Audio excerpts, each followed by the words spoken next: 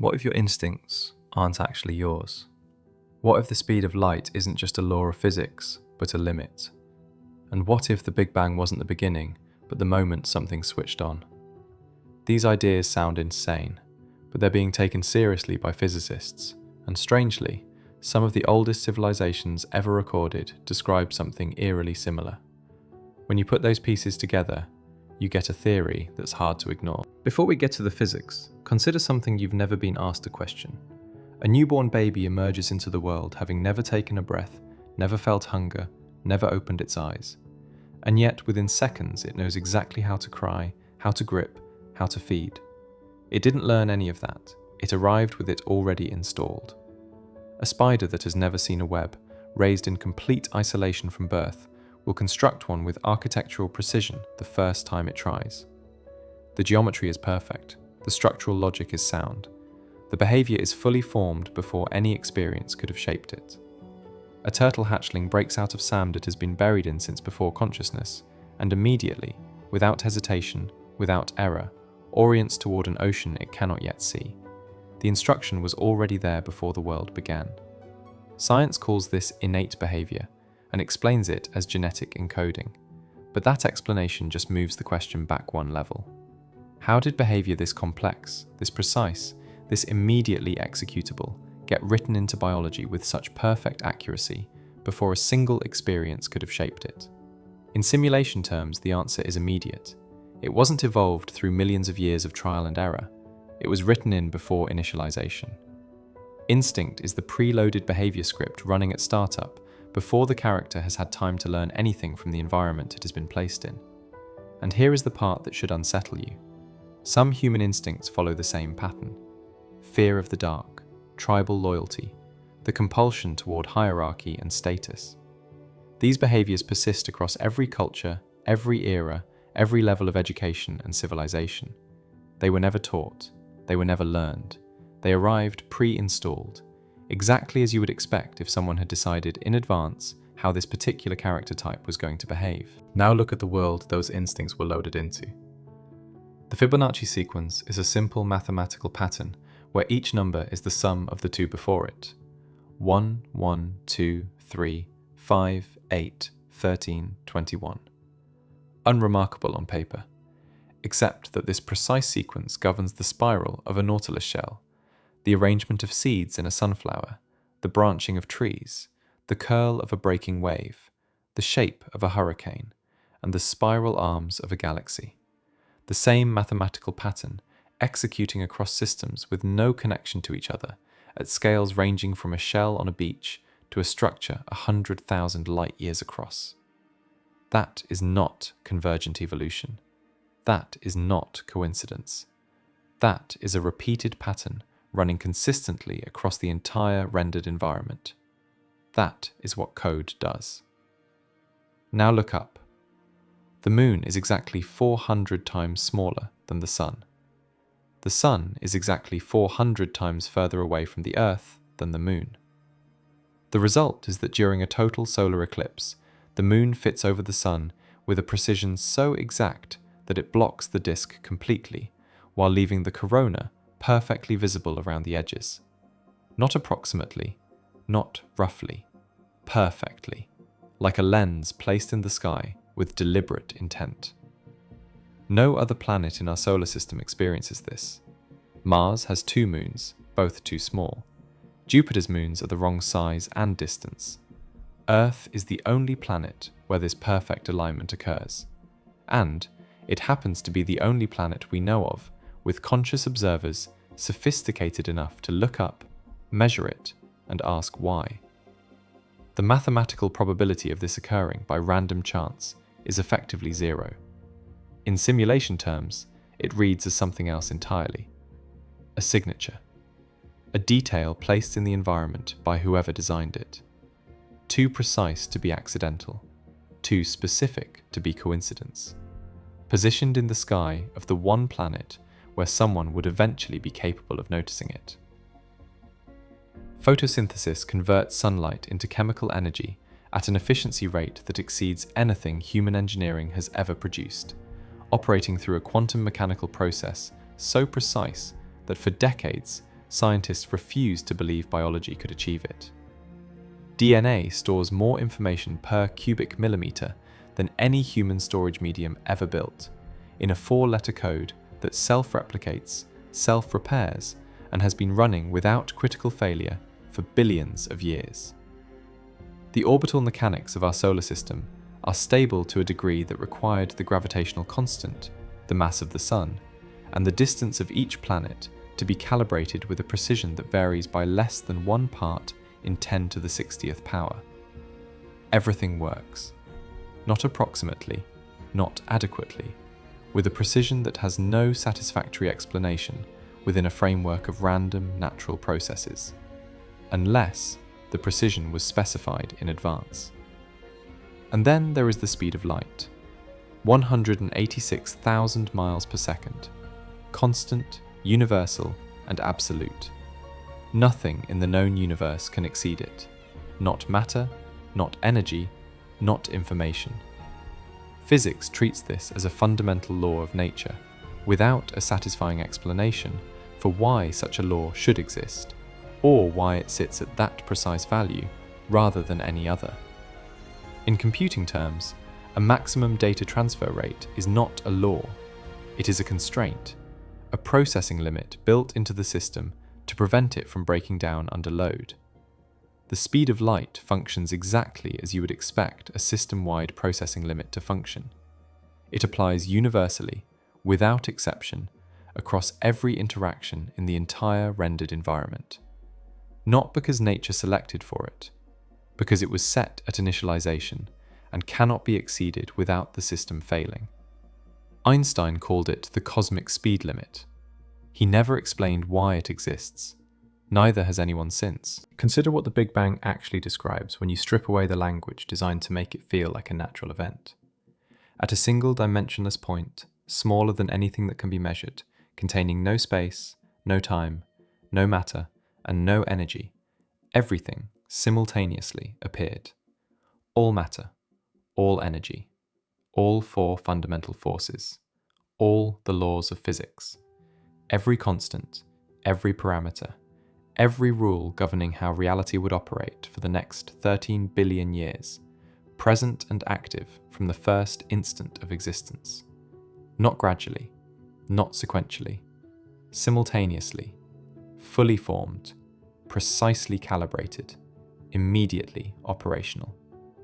In cosmology, this moment is called a singularity, and the question of what existed before it, or what caused it, is considered outside the boundaries of scientific inquiry, because the laws of physics themselves didn't exist before that moment, so no physical explanation can reach behind it. The question is not unanswered, it is officially unanswerable. Science has drawn a line and declared nothing exists on the other side of it. In simulation terms, the question doesn't need answering. Nothing existed before it because the system hadn't been initialized yet. The laws of physics weren't an emergent property of a gradually evolving universe. They were parameters defined before the program ran. The Big Bang was not an explosion. It was a boot sequence. The fine-tuning problem makes this impossible to dismiss. The gravitational constant, the speed of light, the charge of an electron, the cosmological constant governing the expansion of space itself.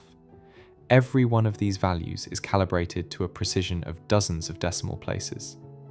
If any single one of them were fractionally different, atoms wouldn't form, stars wouldn't ignite, chemistry wouldn't work, life would be impossible. Not less likely, impossible. Mainstream cosmology's leading proposed solution is the multiverse, an infinite number of universes with randomly varying constants, and we happen to exist in the one where they all worked out perfectly. This explanation is considered more scientifically respectable than simulation theory, despite having no supporting evidence whatsoever, and being fundamentally untestable by any method known to science.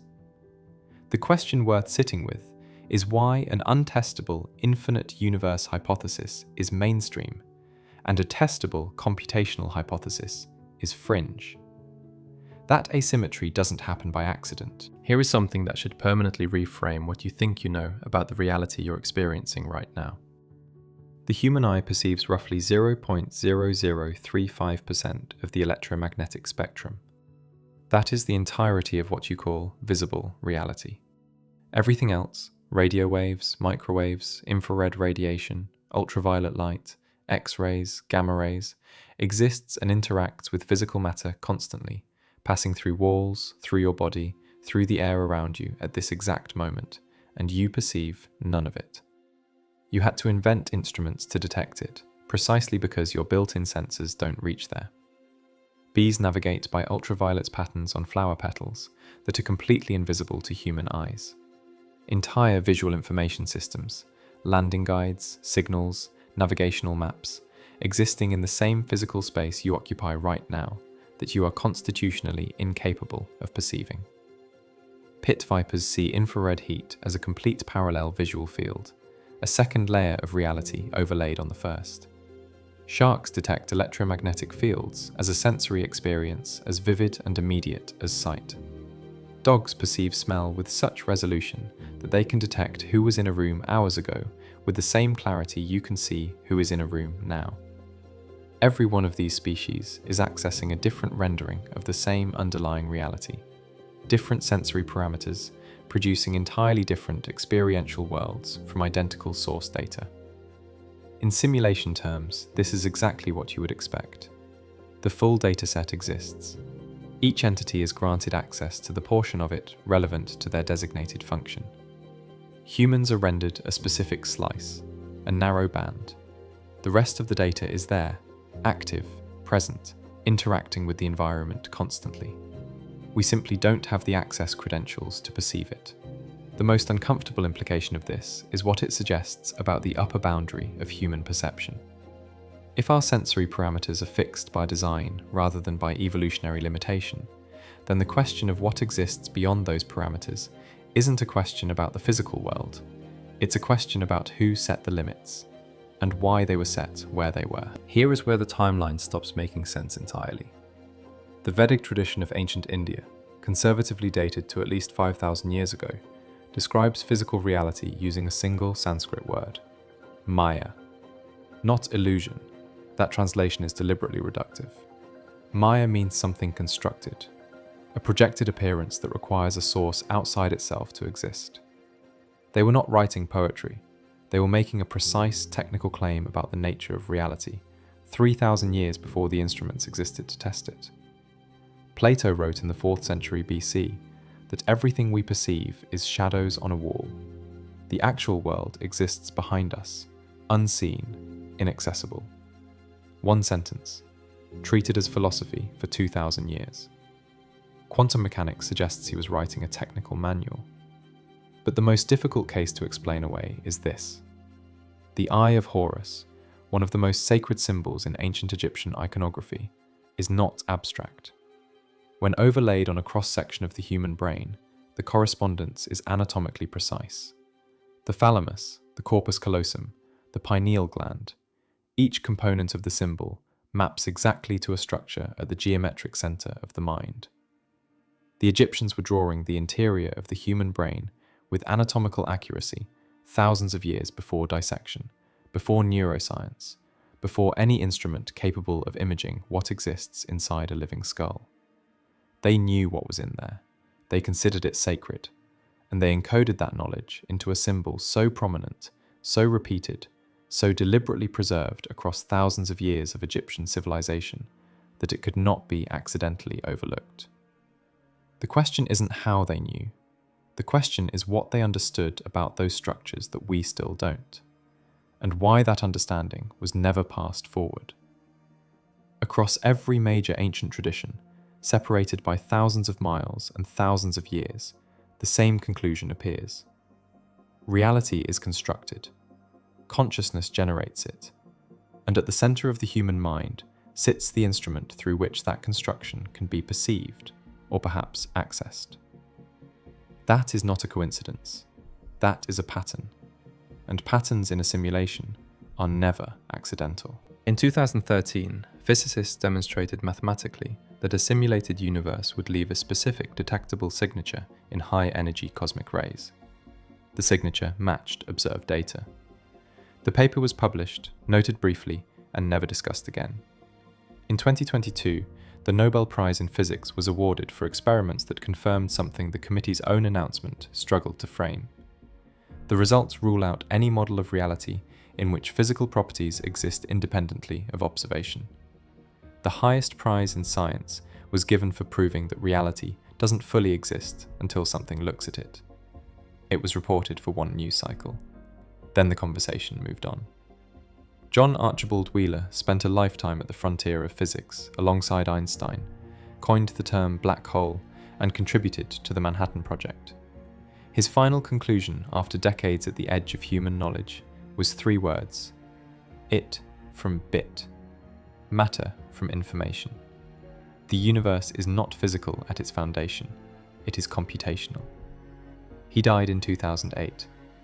That conclusion never made it into a single mainstream science curriculum. Elon Musk has stated publicly that the probability we are not living in a simulation is 1 in billions. Neil deGrasse Tyson has said the same. These are not conspiracy theorists. They are the most publicly visible technologist and scientist of our era. And when they say it, the world nods politely and changes the subject. Ask yourself why the most credentialed voices in science and technology keep arriving at the same conclusion, and why that conclusion keeps getting treated as anything other than the most important question in human history. Here is what we can say with confidence. Reality, at its most fundamental level, does not exist independently of observation. That is Nobel Prize-winning science, not speculation. Instincts arrive preloaded before experience could have shaped them. Mathematical patterns repeat across unconnected systems at every scale of existence. The universe initialized simultaneously with every parameter precisely calibrated for life.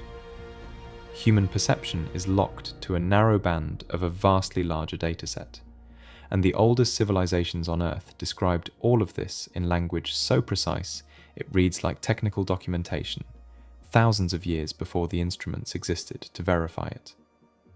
Here is what we cannot say with confidence: who built it, why it was built, whether it can be exited, and whether the entities running it have any interest in the characters inside it knowing the truth about their environment.